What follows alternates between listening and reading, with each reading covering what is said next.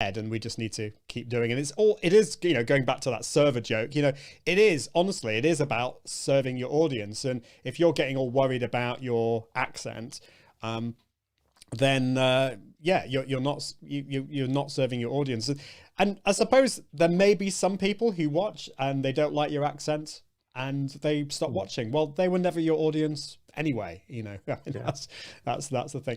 It is like kind of what other people see in you. Like when we were saying earlier on before the show, when you're dating, you think that they're looking at the thing that you hate the most about your own face or your own body.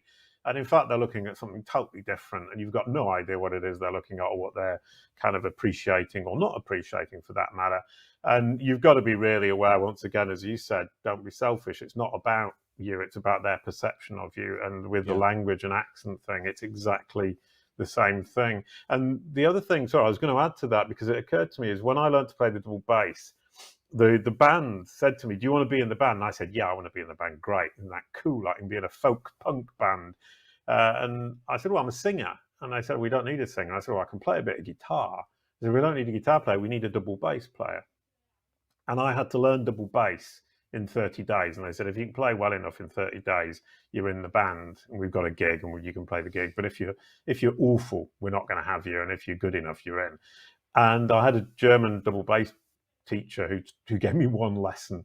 And one of the things he said to me, when you make a mistake, stop thinking about it immediately. If you keep thinking about it, you're not going to get through the rest of the gig. And it's the same for live speaking. When you make a mistake, forget about it, keep going. And the other is, when you make a mistake, on the double bass at least, there are two types of people in the audience. There are musicians and there are non-musicians. Non-musicians have no idea you just played a bum note.